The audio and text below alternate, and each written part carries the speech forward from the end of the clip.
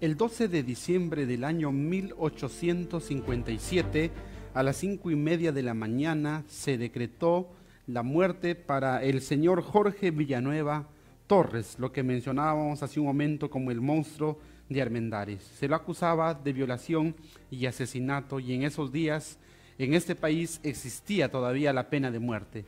Lo curioso fue que luego de investigar se descubrió que él había sido inocente. Entonces la justicia peruana hizo un mea culpa y hoy en día la pena de muerte se ha quitado de nuestra legislación.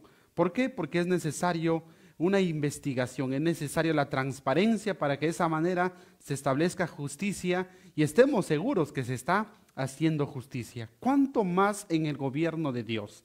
Dios tiene que actuar con transparencia como soberano del universo, tiene que dar el ejemplo de justicia, el ejemplo de rectitud.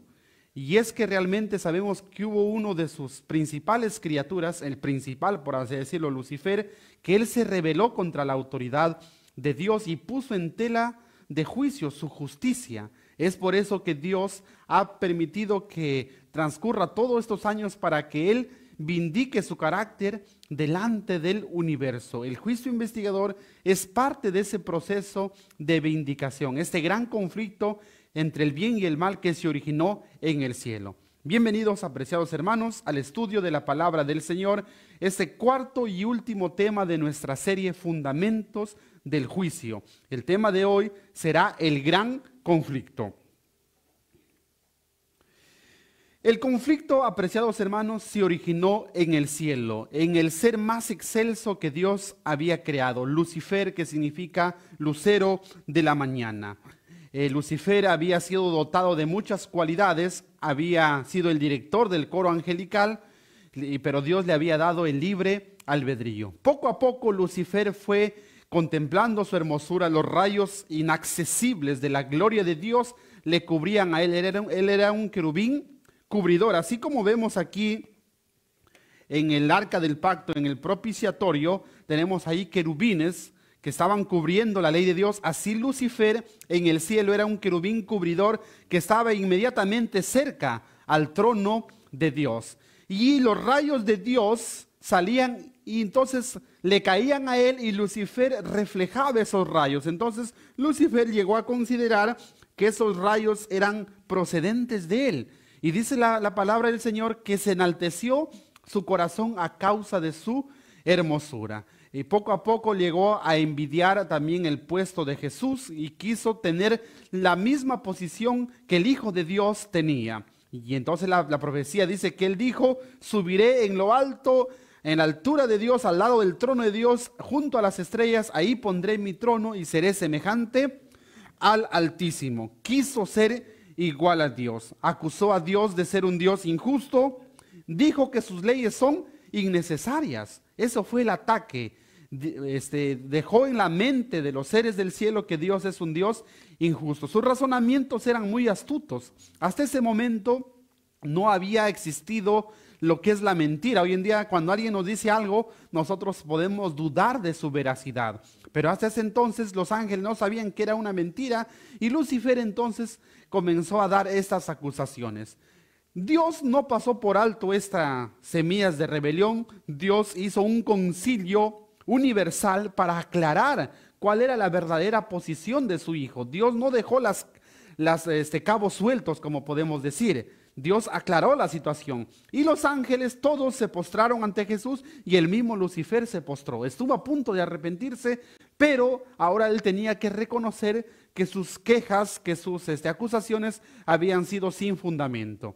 Sin embargo, eso le parecía un sacrificio demasiado grande. El orgullo no le permitió hacer este reconocimiento, así que prefirió seguir en la rebelión. Luego sabemos que abandonó su puesto de ser un querubín cubridor, abandonó su puesto y dejó de ser Lucifer, hijo de la mañana, y se convirtió en Satanás, el adversario.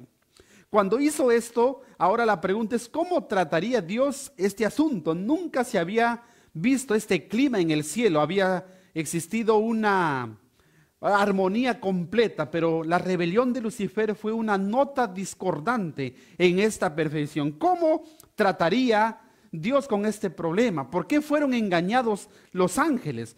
Dice que los ángeles quisieron arrepentirse, pero Satanás le dijo: ustedes ya han ido demasiado lejos, ya no, Dios no les va a perdonar. Si ustedes van, Dios le va a destruir, así que mejor únanse a mí y hagamos la guerra a Dios, porque yo ya sé que yo sé algo que ustedes no saben. Yo he estado más cerca de Dios y Dios no puede perdonar. Alguien que se rebele contra Él, ya Él lo va a destruir. Entonces los ángeles fueron engañados. Y como les repito, ellos no sabían lo que era mentira. Le creían a su dirigente. Pero hubieron ángeles leales que permanecieron de parte de Dios. Según la Escritura, Apocalipsis capítulo 12 dice que la tercera parte de los ángeles fueron engañados.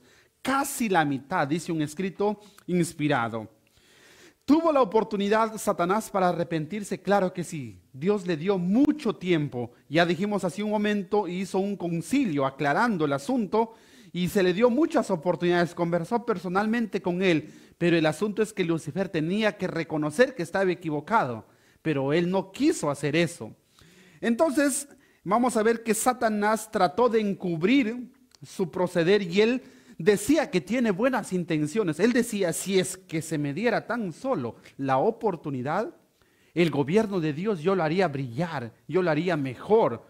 Y él decía: si es que Dios quite esas leyes que tiene, esas impiden que nosotros progresemos más. Ellos decían: nosotros somos ángeles, ¿para qué necesitamos ley? Dice que los ángeles no sabían que había ley. Lucifer, como tenía más luz, estaba cerca al trono de Dios, supo esto, que había una ley y era la ley del amor. Y ellos, como lo obedecían por amor, no les parecía ley. Y cuando Satanás le dice: ustedes son esclavos, están bajo ley, eso le sorprendió a los ángeles. Entonces él decía: Dios no me deja colaborar, Él es malo, no permite que yo mis ideas que tengo, que planteo, lo pueda ejecutar. Si Dios permitiera, el gobierno mejoraría mucho más. Entonces acusó a Dios de injusticia, lo acusó de ser un Dios malo, un Dios perverso. Todo lo que él comenzó a tener, entonces Satanás lo acusaba a Dios. La pregunta era: ¿cómo iba a tratar Dios el problema del pecado? Cuando estudiamos la palabra del Señor, justamente Jesús contó esa parábola, ¿verdad? Cuando un hombre, dice, había sembrado trigo y vinieron los enemigos y sembraron la cizaña. Entonces vienen los dueños, los labradores, y le preguntan al dueño, le dicen: Señor, ¿acaso no sembraste trigo? ¿Por qué hay cizaña? Entonces el dueño le dijo: un enemigo ha sembrado la cizaña. ¿Quieres que vayamos y la arranquemos? Y el dueño le dice: no sea que por arrancar el trigo arranquéis también la cizaña. Dejadlo crecer hasta el tiempo de la siega. En la siega veremos cuál es cuál. Y así es, cuando el trigo con la cizaña están pequeñitos, no se sabe cuál es cuál. Y están tan enraizadas que se puede confundir. Pero cuando crecen, el trigo produce fruto y la cizaña solamente se queda delgado. Entonces, queridos hermanos, en esta parábola encontramos que el tiempo es el mejor aliado para esclarecer un asunto. Cuando algo que no entendemos, al momento decimos: el tiempo lo dirá.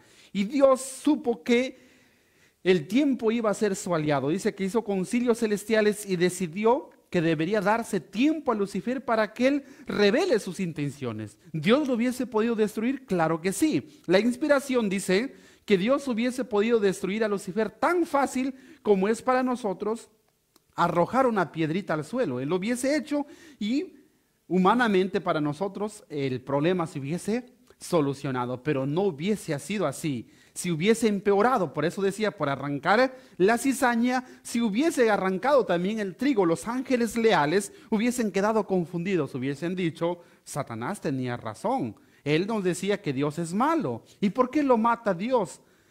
Entonces tenía razón, lo hubiesen visto como que Dios está encubriendo algo. Entonces Dios dejó que Lucifer manifieste sus verdaderos principios. Así como se dejó crecer a la cizaña en la parábola, Dios le dio tiempo para que manifieste sus verdaderas intenciones.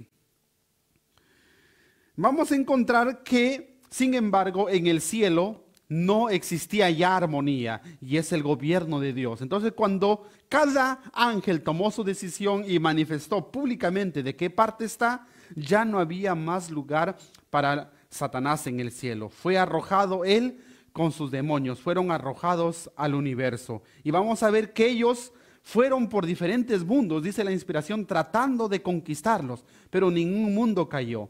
Pero hubo un mundo que es nuestro planeta, vamos a ver que ahí se va a convertir el campo de batalla. La tierra se convierte entonces en el escenario del conflicto. Así como los otros mundos pasaron la prueba, porque Lucifer se fue por los demás mundos buscando más aliados a su rebelión, él también llegó a este nuevo mundo que Dios había creado. Justamente Dios crea este mundo con el propósito de repoblar el cielo. Ese vacío, esas moradas que habían dejado la tercera parte de los ángeles, el Señor quería crear una raza para que con esa raza, que luego se multiplique, iba a llenar esos puestos vacantes que había dejado la caída de Lucifer y sus ángeles. Pero antes de ello tenían que pasar la prueba. Entonces vino el mismo Dios, el mismo Señor Jesús, vino y le explicó a Adán y Eva la historia de la rebelión de Lucifer, le explicó cómo se había rebelado y les advirtió que en cualquier momento Lucifer iba a venir también a tentarles. Les dijo claramente. Pero sucedió que de una manera inesperada, Lucifer viene y tienta a Eva, y Eva come del fruto prohibido y luego se convierte en un instrumento para hacer caer a su esposo. Adán no se comió el cuento, él se dio cuenta que Eva había comido el fruto prohibido bajo el engaño del príncipe rebelde. Entonces, pero Adán decidió compartir la suerte de su esposa. Cuando Adán hizo esto, se abrió las compuertas del pecado, el sufrimiento, la muerte y todas las consecuencias del pecado para toda su descendencia. Es allí entonces donde el conflicto que se originó en el cielo se traslada aquí en esta tierra. Satanás se regocijó cuando Adán y Eva pecaron. Satanás se alegró, él pensó que había triunfado. Él dijo, si Dios lo perdona, también tiene que perdonarme a mí. Y si no lo perdona, pues tengo un argumento más en contra de él, porque ha creado seres para que luego los destruya. Entonces Satanás dijo, Dios no puede ser bueno y a la vez puede ser justo. No puede ser a la vez misericordioso y a la vez justo. Si es justo, lo destruye, deja de ser bueno. Pero si es bueno, deja también de ser justo, porque él ha dicho que el día que coman van a morir. Entonces, aparentemente, Satanás había triunfado. Pero vamos a ver que Dios en ese mismo momento prometió un redentor. Jesús viene y en el momento cuando Adán y Eva esperaban la sentencia de muerte, cuando esperaban solamente que se dicte la sentencia de muerte, es cuando más bien se da el primer sermón evangélico. Enemistad pondré entre ti y la mujer, entre tu simiente y en la simiente suya. Esta te herirá en la cabeza y tú le herirás en el calcañar. Entonces ahí estaba la profecía del Mesías que iba a venir a redimir. Entonces ese fue el primer sermón evangélico. Se estaba anunciando que Jesús iba a venir a morir por la humanidad. Había un plan de rescate. Entonces el conflicto que había iniciado en el cielo entre Miguel y Satanás se iba a trasladar a esta tierra. Satanás entendió que de algún modo Dios iba a hacer algo para evitar que toda la humanidad quede en las manos de Satanás. Entonces vamos a ver que a través de 4000 años Satanás trató de convertir este mundo en su trofeo, por así decirlo, en un lugar donde él manifestaba sus principios. Durante 4000 años vemos cómo la humanidad se degradó en el tiempo del diluvio, en el tiempo de Sodoma y Gomorra. En el pueblo de Israel, Satanás era el que instigaba esto. Durante 4000 años Satanás había torcido el carácter de Dios de tal manera que la humanidad pensaba que Dios es un Dios arbitrario, un Dios severo, un Dios estricto. Es por eso que las culturas en el mundo presentaban los sacrificios humanos, pensando que de esa manera se aplaca la ira de Dios.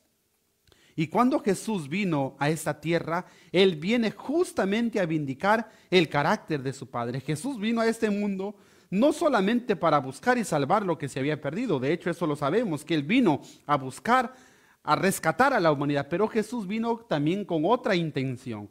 Jesús vino para desenmascarar a Satanás, para seguir la guerra que se había iniciado en el cielo, para vindicar el carácter de Dios ante el universo. Con ese propósito vino Jesús en la tierra. Entonces, el punto 3 de nuestra serie es el triunfo de Jesús en la tierra. Cristo vino al mundo en el cumplimiento del tiempo, precisamente cuando llegó el momento.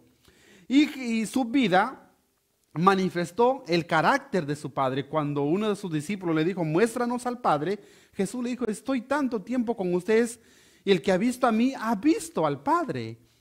Porque algunos dicen que el Dios del Antiguo Testamento es un Dios distinto del Nuevo Testamento. Es que Satanás había pintado a Dios de esa manera, que era un Dios malo, pero Jesús vino a manifestar el amor del Padre, que Dios es amor, y Jesús conquistó el mundo sin disparar ni una sola bala, sin ninguna flecha, solamente con la fuerza del amor. Durante sus 33 años, Satanás sabía que era todo o nada, sabía que vencía o era vencido. Por eso que desde la niñez Satanás persiguió a Jesús. Vemos que instigó a Herodes para que dé un decreto de muerte a todos los niños menores de 2 años. Durante su vivencia ya con sus hermanos eran los instrumentos de Satanás para hacerlo caer a Jesús. Durante su juventud, su adolescencia y durante su ministerio mucho más. A veces hasta sus mismos discípulos se convertían en instrumento de Satanás. En el Getsemaní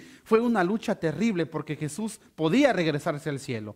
Pero el punto culminante fue en la cruz del Calvario. Fue el clímax del conflicto entre el bien y el mal. Y allí en la cruz del Calvario, Satanás personalmente tomó el asunto en su mano. No le encargó el trabajo a ninguno de sus demonios. Él personalmente estuvo allí para hacerlo caer a Jesús. Él fue el que instigaba a los soldados para que golpeen a Jesús, para que le arranquen la barba, para que le crucifiquen, para que le escupan en la cara, para que le den el vinagre. Todo eso los ángeles estaban viendo, toda esa escena, y los ángeles sacaban sus propias conclusiones.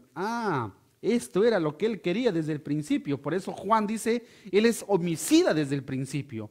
Y cuando Jesús dijo, consumado es, un grito de júbilo se escuchó en todo el cielo, en todo el universo. ¿Por qué? Porque los ángeles comprendieron las intenciones de Satanás. Se le cae la máscara a Satanás. Hasta ese momento, él se había puesto una máscara. Como él decía al principio, sus verdaderas intenciones, él lo ocultó bajo un disfraz de buenas intenciones. Pero aquí se le cae la máscara. Se reveló como homicida. Entonces, allí en la cruz del Calvario, Jesucristo le aplasta la cabeza a la serpiente y Satanás es un enemigo derrotado. Entonces, el último vínculo de simpatía de Satanás con la hueste angelical quedó roto. Cuando vemos el caso de Job, encontramos que Job, en el relato que él da, eso lo escribió Moisés, vemos que vienen los representantes de los mundos a los concilios celestiales y Satanás, que había usurpado el papel que le correspondía a Adán, Satanás era el que iba representando este mundo. Y entonces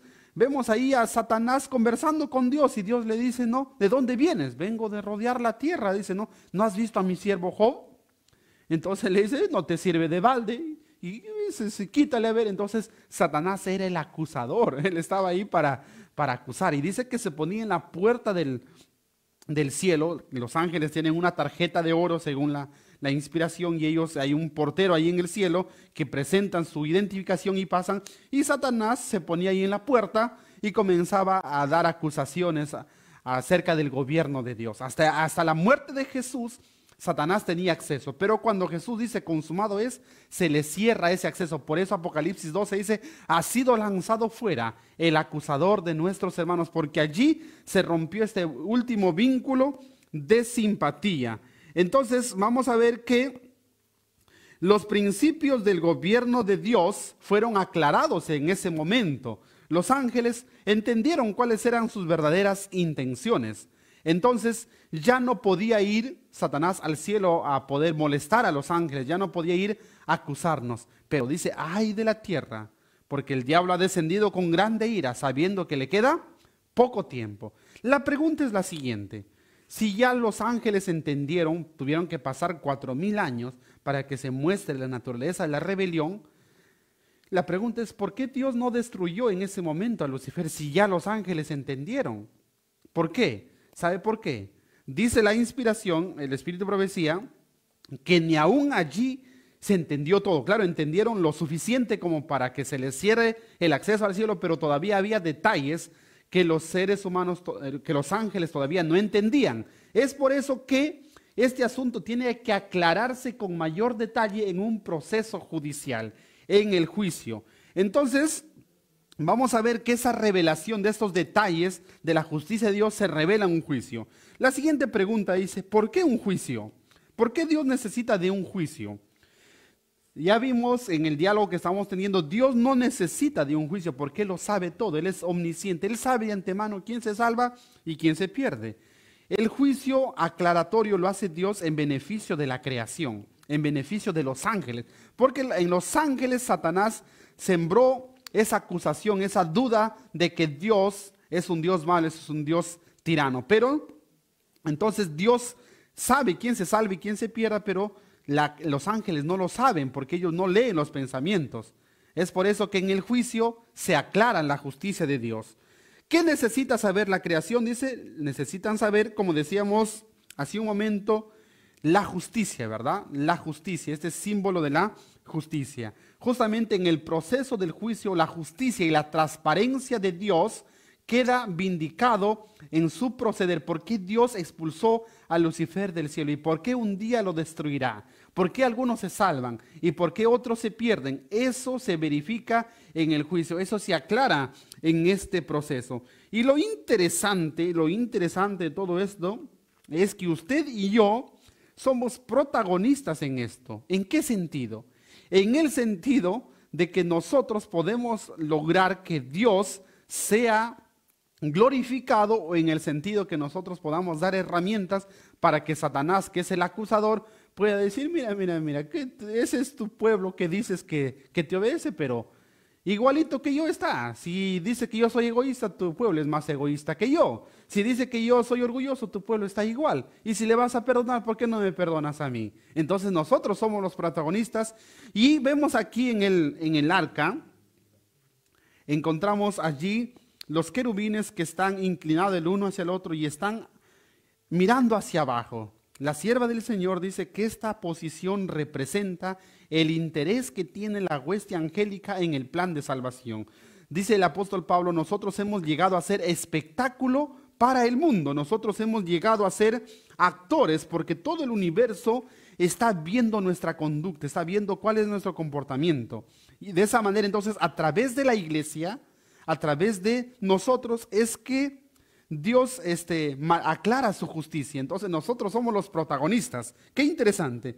Entonces vamos a ver que Dios lleva a cabo un proceso de juicio. En primer lugar es cuando el Satanás es juzgado en este mundo, el príncipe de este mundo ya es juzgado. Pero a futuro, justamente el juicio investigador, por eso nuestro estudio habla de los fundamentos del juicio y vemos que hay un trasfondo de los siglos, el conflicto de los siglos. El juicio investigador es parte de ese trasfondo. Por eso el siguiente punto dice, la primera fase del juicio aclaratorio de Dios, el juicio investigador. El juicio investigador solamente es la primera fase de este juicio.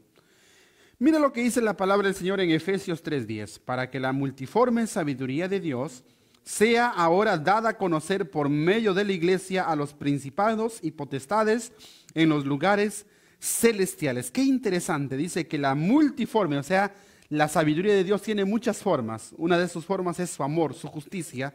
Dice que ahora es dada a conocer por medio de ¿quién? Por medio de la iglesia. Por eso yo decía que nosotros somos los actores. ¿A quién?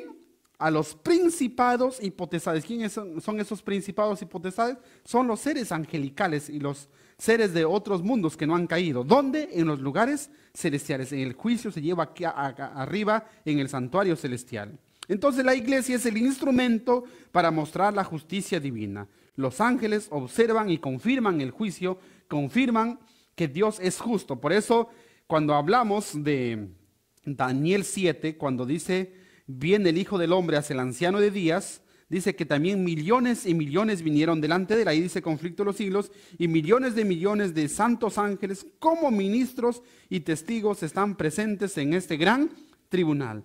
Entonces Dios salva con justicia, sin favoritismo. Dios no hace acepción de personas.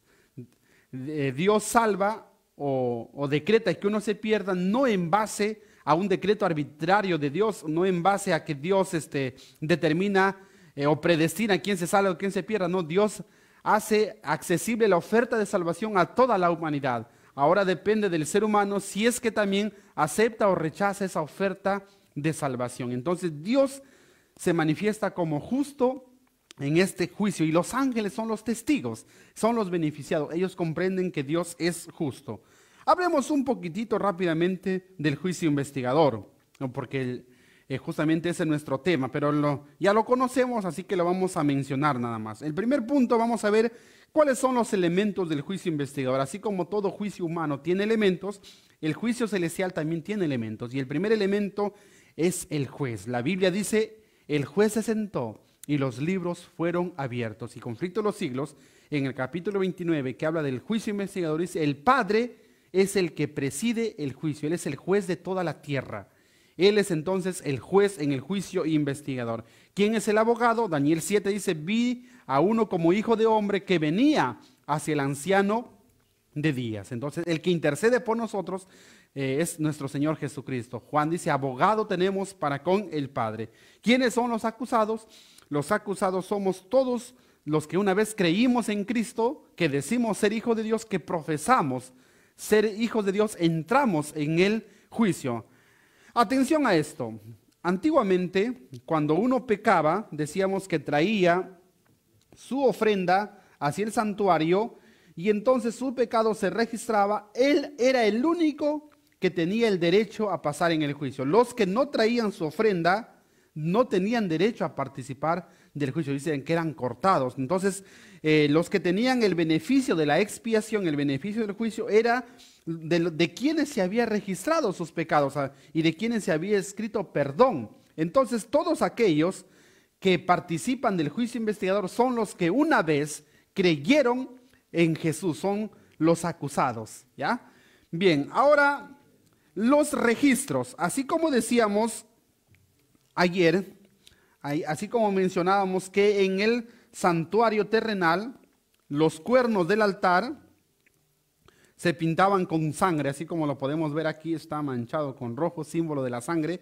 Los 4 cuernos del altar, también al pie del altar se derramaba la sangre, y también, no solamente allí, también aquí en los cuernos del altar del incienso también se untaba con sangre, y también aquí en el velo, decíamos que según Levíticos 4, 6 y también hay otros versículos, el sacerdote mojaba su mano en la sangre y lo asperjaba 7 veces. Entonces, así como en el santuario de la tierra había lugares donde se registraba la sangre, así en el cielo también hay libros donde se registran los pecados de nosotros. Obviamente que no sabemos la tecnología. Algunos dicen, pues, ¿qué libros serán? ¿Qué tecnología? O sea, no sabemos qué, pero el hecho es que hay un registro. No sabemos qué tecnología, qué usa Dios, pero tiene que ser algo tangible. ¿Por qué? Porque nosotros, los seres humanos, cuando vayamos al cielo, también vamos a participar del juicio. Y entonces hay algo tangible, hay un registro ahí, como le digo, no para Dios. Dios ya lo sabe en su mente, lo sabe todo, pero es en beneficio de la creación. Entonces, esos lugares que se registraba, por eso dice mucho que representa a los registros que hay en el cielo. Existe el libro de la vida, el libro de pecados, también existe el libro de la muerte, el libro mayor. Hay muchos libros que existen en el cielo. Y la Biblia lo confirma cuando leemos Apocalipsis 20, dice, fueron juzgados los muertos por las cosas que estaban escritos en los libros, según sus obras. Entonces, hay registros. En el libro de la vida se escribe el nombre de todos los que una vez creyeron en Cristo. En el libro de memoria de obras buenas, como su mismo nombre lo dice, todos los actos buenos que nosotros hacemos está registrado. ¿Para qué? Para que en base a eso también seamos recompensados. No con la salvación, porque la salvación no es recompensa de las obras, sino estando ya salvos va a haber recompensa arriba en el cielo. Y está el registro de pecados. Ahora bien, cuando uno trae su cordero en el sentido de que se aferra al sacrificio de Cristo, es perdonado, sus pecados son perdonados, entonces delante de nuestros registros en el cielo se escribe la palabra perdón, ¿verdad? Entonces están perdonados. Y también hay una norma de juicio. Así como en el arca del pacto, vamos a encontrar aquí en el arca del pacto, estaban los 10 mandamientos, esas tablas de piedra que simboliza a los 10 mandamientos. Allá en el cielo también está la ley original.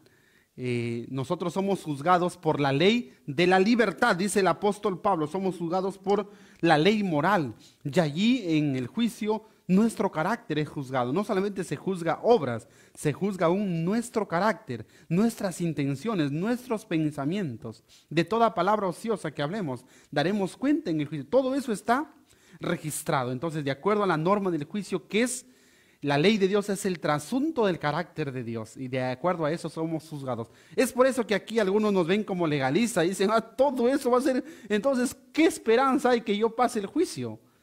No habría ninguna esperanza, excepto que tenemos para pasar el juicio algo que cubría las demandas de la ley, era el propiciatorio. Y el propiciatorio, decíamos ayer, que cubre, que tapa a las demandas de la ley. Vamos a recordarlo rápidamente. Tenemos por aquí el propiciatorio y tenemos por aquí dentro del arca estaba la ley, y entonces el propiciatorio hacía esto de tapar, de cubrir, ¿verdad? Entonces este propiciatorio simboliza a la justicia de nuestro Señor Jesucristo, que cubre las demandas de la ley. Para eso Jesús murió. Así como hay este contacto, este beso, en la cruz del Calvario dice que la justicia, que es acá la ley, y la misericordia, que ese es el propiciatorio, se encontraron y se besaron. Y gracias a ese sacrificio de Cristo es que usted y yo podemos pasar el juicio. Entonces no pasamos el juicio en base a que usted sea más perfecto que yo, en base a que usted sea de la última generación y sea perfecto. No pase el juicio en base a eso. Usted pase el juicio en base a los méritos de Cristo. Eso significa entonces que también yo debo vivir como sea, debo vivir en el pecado, debo vivir practicando. Claro que no, debemos vencer el pecado en nuestra esfera, pero aún cometemos errores. Nadie planifica cometer errores. Con eso no le digo que usted viva haciendo errores, sino que a veces cometemos errores aún involuntarios. Esos son pecados. Pero para eso es que cada mañana, cada tarde debemos confesarnos a Dios. Entonces aquí hay un equilibrio. Pasamos el juicio por sustitución en Cristo, pero que también nosotros con la sangre de Cristo tenemos que también vencer el pecado, porque no solamente puedo confiar en mi abogado y yo puedo seguir haciendo delitos. No es así, ¿verdad? Tiene que haber un equilibrio en ese sentido. ¿Qué más? Tenemos también los testigos, que ya dijimos son los ángeles, y tenemos el acusador, que es Satanás, ¿ya? Que está ahí para acusar. Ahora, ¿qué se determina en el juicio? Es una pregunta muy interesante aquí. ¿Qué se determina en el juicio? Vamos a hacerlo, vamos a aclararlo esto de una manera didáctica también. Vamos a dejar esto por aquí y vamos a recordar que el pecador traía su sacrificio, traía su ofrenda al santuario, y en base a esa ofrenda él era perdonado. Supongamos que él haya pecado en el primer mes, él traía entonces su ofrenda y era perdonado. Regresaba a su casa perdonado. Pero en abril otro pecado.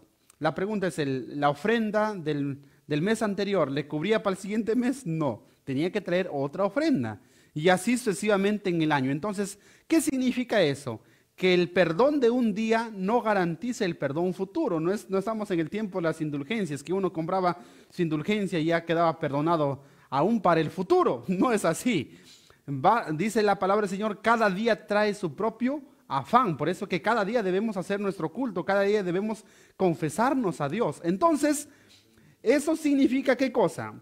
Que esa persona que había sido perdonada, sin embargo, había quizás la posibilidad que, digamos, faltando poco para la expiación, digamos en el mes sexto, ¿verdad? Porque la expiación era en el mes séptimo. Supongamos que en el mes sexto pecaba y decía, bueno, ya he presentado ofrendas en el mes quinto, en el mes cuarto, en el mes tercero. Ya con eso, ya Dios que me perdone.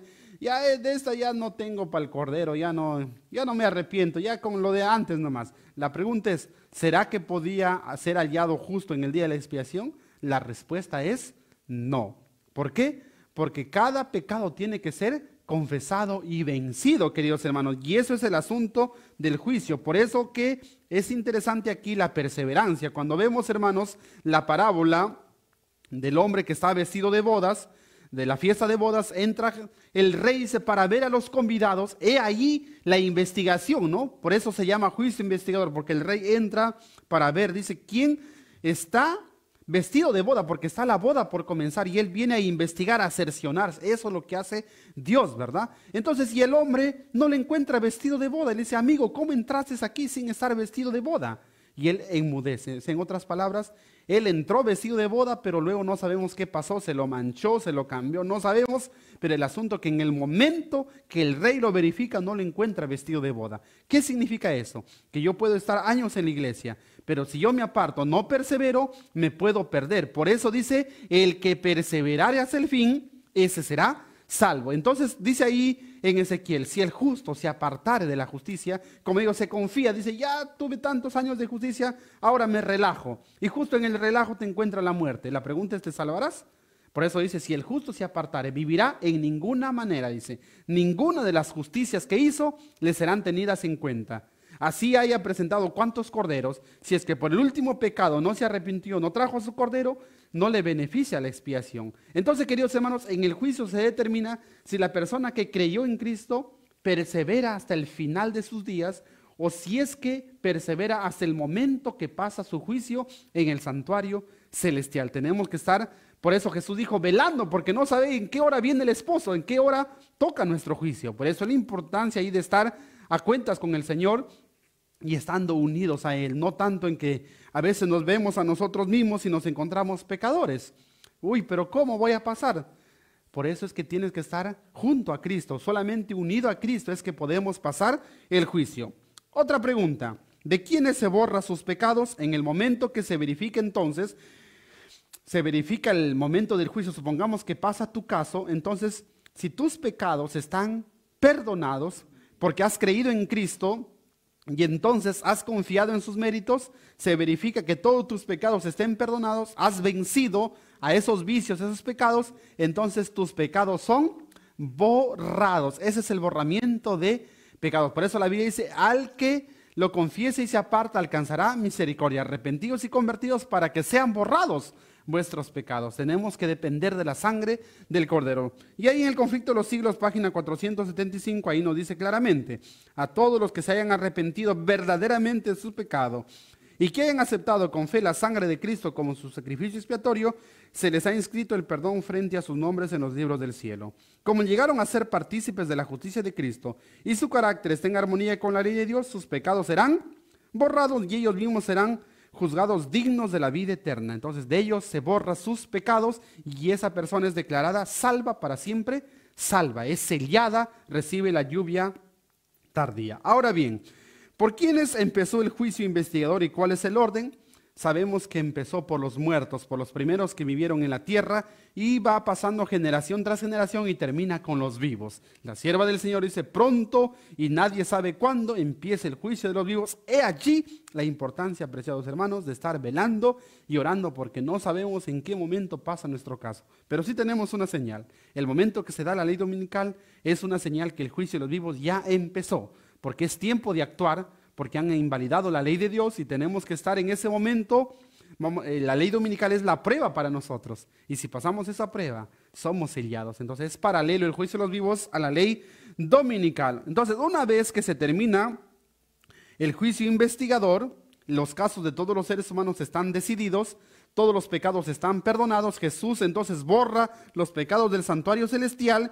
¿Y qué tiene que hacer entonces? Así como el sumo sacerdote, cuando terminaba de expiar el santuario, salía del santuario y colocaba sus manos sobre el macho cabrío, que era para Azazel, ponía sus manos sobre su cabeza y confesaba los pecados de Israel. Entonces los pecados pasaban del sumo sacerdote al macho cabrío. Así también cuando Jesús deje de interceder en el santuario celestial, entonces también Jesucristo transferirá los pecados de toda la humanidad. ¿A quién?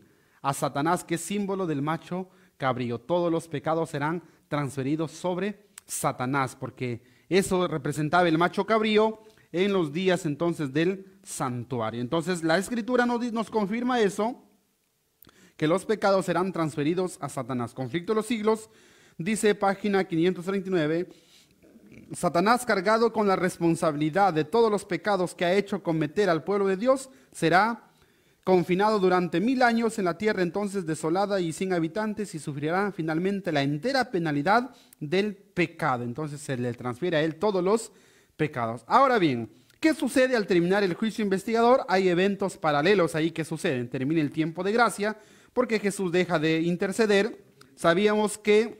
Decíamos ayer que cuando el sumo sacerdote terminaba de interceder, entonces había estado vestido con estas vestiduras sacerdotales que representa el lino fino del sacerdote común, a Jesús como abogado, pero una vez que dejaba de interceder se lavaba y se vestía las vestiduras de venganza, las vestiduras de sumo sacerdote que representan a Jesús como juez. Entonces Jesús deja ya entonces de ser abogado y se convierte en juez. Ya no hay tiempo de gracia y no hay tiempo de oportunidad. Entonces se transfieren los pecados a Satanás.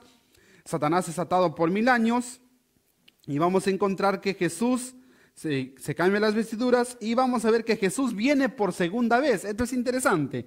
Una vez terminada la expiación, el sumo sacerdote bendecía al pueblo, salía afuera y bendecía a todo el pueblo que había estado a la expectativa. Eso representa la venida de Jesús. Él viene y nos bendice con la vida eterna. Entonces llegamos hasta la segunda venida de Cristo. Pero ¿qué le pasaba al macho cabrío? Era enviado al desierto. ¿Qué representa eso? El proceso de los 1000 años. Satanás es arrojado al desierto. La tierra queda en estado de desierto, vacía, sola. ¿Por qué? Porque todos los muertos quedan regados y los salvos se van al cielo y Satanás no tiene a quién engañar. Es el proceso de los 1000 años. Satanás entonces representa ahí el macho cabrío en el desierto. Se cumple este símbolo, ¿verdad? Y luego viene entonces la segunda fase, el juicio del milenio, donde ya nosotros los redimidos tenemos que juzgar en el cielo a los perdidos, a Satanás y a los ángeles. Entonces la profecía dice en Apocalipsis 20, versículo 4, que el profeta Juan vio tronos y se sentaron ahí los que habían recibido la facultad de juzgar. Y entonces durante ese proceso de 1000 años, cuando lleguemos al cielo, vamos a encontrar grandes sorpresas. Quizás a tu pastor favorito, que era, como dice, tu ídolo, llegas al cielo y no lo encuentras. Y tú vas a decir, ¿qué pasó aquí? Y a tu vecino, el más terrible, el más peleandero, que quizás era drogadicto y todo, lo encuentras en el cielo. Oh, dice, Dios se equivocó, ¿qué pasó aquí? Entonces en el proceso del milenio se ve, vamos a ser testigos nosotros, ya no solamente los ángeles, los salvados van a ser testigos para ver por qué unos se salvan y por qué otros se pierden, y vamos a juzgar aún a los ángeles caídos y aún a Satanás, y se determina el grado de castigo para cada uno, de tal manera que los salvados no se van a quedar por la eternidad con la duda por qué uno se salvó y otro se perdió. Todos van a comprender la justicia de Dios. Eso se lleva a cabo entonces en el juicio del milenio. Pero ahora termina el milenio y se lleva la tercera fase del juicio, que es el juicio vindicativo. El juicio ante el trono blanco, la tercera fase del juicio, el juicio vindicativo. Vamos a ver que Jesús viene.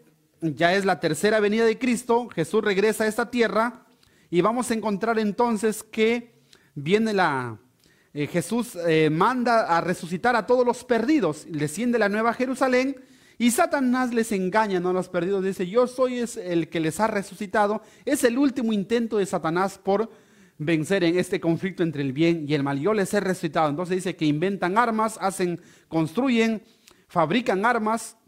Y se arma un ejército terrible, dice, ni sumando todos los ejércitos de la historia de la humanidad se iguala a este ejército. Entonces dice que rodean la ciudad amada. Lucifer le dice, yo soy el príncipe de esta ciudad, de la Jerusalén, los que están ahí son impostores, vamos a conquistarla. Dice que se da la orden de batalla, Satanás va al frente como el guerrero más poderoso y cuando dan el paso de marcha la tierra tiembla porque es un ejército inmenso.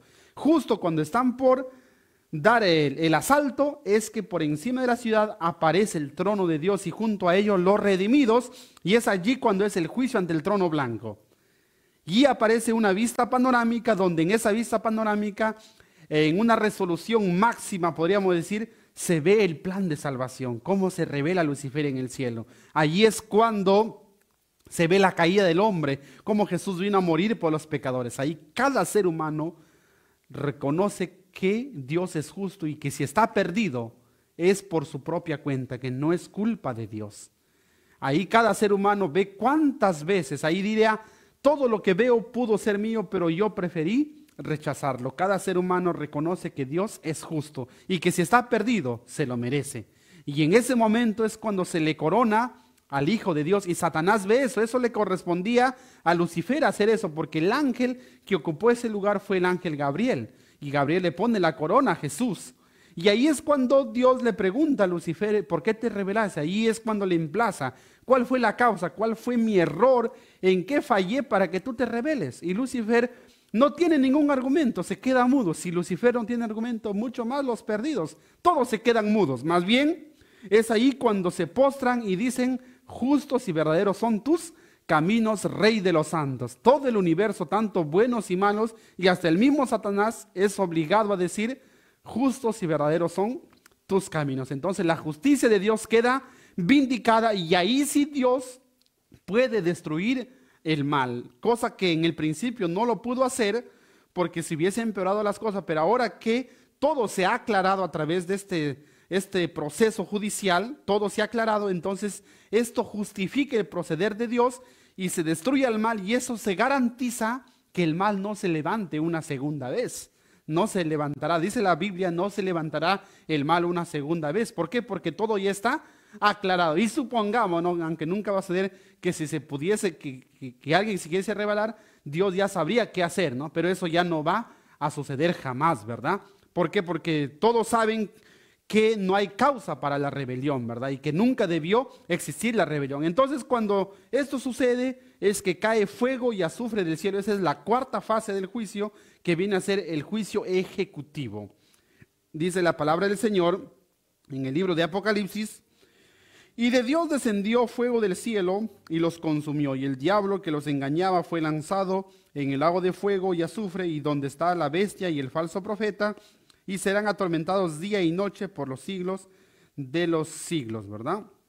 Cuando dice aquí que serán atormentados día y noche por los siglos de los siglos, no significa que van a arder por los siglos de los siglos, sino que el resultado es para siempre. Eso significa por los siglos de los siglos, o sea que su destrucción es eterna, es para siempre. O sea, y cuando dice serán atormentados de día y de noche, obviamente mientras se están consumiendo no van a tener descanso, no van a tener break para reposar un momento mientras se están quemando. Desde que inician su castigo hasta que se termina, pues es sin interrupción, ininterrumpido. Y obviamente cada uno se consume de acuerdo a sus pecados. Dice que algunos serán como la paja, como la sopa, rápidamente, otros durarán más. Y quien durará más es Satanás. Pero dice, no quedará ni raíz ni rama, todos serán destruidos, y entonces se extirpa el pecado, el originador del pecado y los efectos del pecado. Entonces, queridos hermanos, en conclusión, vamos a ver que el juicio vindica la justicia de Dios. Tenemos tres fases del juicio. Hemos visto el juicio investigador, el juicio del milenio y el juicio ejecutivo. Nos vamos a centrar ahí en el cuadro, en la penúltima parte donde dice testigos y beneficiados. En el juicio investigador, ¿quiénes son los beneficiados? Los ángeles. Ellos son los testigos. En el juicio del milenio, los salvados. Y en el juicio ejecutivo, todos, incluso los perdidos, van a ver que Dios es justo, ¿verdad? Y justamente eso es lo que la enseñanza principal de la doctrina del juicio investigador es entender la justicia de Dios en el conflicto entre el bien y el mal. Dios es justo y la justicia es sinónimo de amor. A veces lo entendemos que la justicia es sinónimo de maldad. No, cuando Dios destruye al mundo, al final todos verán que es un acto de amor, porque no serviría de nada que se lo derrote a Satanás y se lo deje existiendo por la eternidad. Sería un gran error. Por eso que la destrucción con justicia de Satanás será un acto de amor. Y todos verán entonces que la justicia y el amor para Dios es lo mismo. Entonces luego viene la patria de los redimidos. Dios creó cielos nuevos y tierra nueva. Eso es lo que vio el profeta Juan. Dice, vi cielo nuevo y vi tierra nueva, donde todos viviremos por la eternidad. Y entonces todo lo que tiene que ver con el mal habrá terminado. Y es interesante cómo Patriarcas y Profetas empieza describiendo este conflicto entre el bien y el mal, y la sierva del Señor dice: la historia del conflicto entre el bien y el mal, desde que se originó en el cielo hasta su eliminación completa, es una demostración del gran amor de Dios. Y entonces todos viviremos con Dios y veremos entonces que Dios es amor. Y de esa manera, entonces Dios quedará justificado ante el universo. He allí entonces la importancia de la doctrina del juicio investigador. Entonces, si lo vemos en este trasfondo, en este contexto, no es una doctrina innecesaria, no es un capricho, no es algo que nosotros los adventistas queramos justificar el chasco, no. Es algo que tiene un trasfondo histórico desde el origen, desde la rebelión, y cómo a través del juicio investigador y las otras fases del juicio es que Dios manifiesta su amor y manifiesta su justicia, y más bien nosotros somos los protagonistas de ese juicio, queridos hermanos. Tú y yo, a través de la iglesia, la justicia de Dios es vindicada ante el universo. Tú y yo podemos ser motivo para que el nombre de Dios sea glorificado, o tú y yo también podemos ser causa para que Dios sea avergonzado, porque muchas veces nosotros representamos mal a Dios. Así que, queridos hermanos, la pregunta final es: ¿cómo pasar este juicio? Ya lo dijimos, únicamente unidos de nuestro Señor Jesucristo. Cuando Jacob luchó por sus propias fuerzas, por su propia capacidad, por su propia perfección, él quiso vencer en el juicio, no pudo vencer. Y estaba luchando contra Dios. Pero cuando se dio cuenta que no era un hombre, que la lucha no es contra carne y sangre, sino que es un asunto espiritual, y vio que era un ser angelical, era Dios mismo, Jacob se aferró y le dijo: no te soltaré si no me bendices. Y fue ahí cuando él triunfó, fue ahí cuando su carácter fue transformado, cuando se le cambió el nombre. El nombre es cambio de carácter, es un símbolo del cambio de carácter. Entonces, queridos hermanos, el secreto para pasar el juicio es lo mismo. No es que tú seas más sabio, más perfecto por tu capacidad, más bueno, no. Es que te aferres a Jesús. Si estás unido a Él, separado de Él, no vas a poder hacer nada. Pero si estás unido a Él, dice el apóstol Pablo: todo lo puedo en Cristo que me fortalece, y en Él somos más que vencedores. Así que, queridos hermanos, el juicio no es para asustarnos, no es una mala noticia, más bien es una buena noticia, queridos hermanos. El juicio pronto está a terminar. El asunto solamente es que estemos unidos, aliados al abogado. Si estamos unidos al abogado, el caso ya está ganado. Que el Señor bendiga su palabra, bendiga a cada uno de vosotros, y recordemos que esto es una señal de la pronta venida de Cristo. Maranata, Cristo viene pronto. En el nombre de Jesús, amén.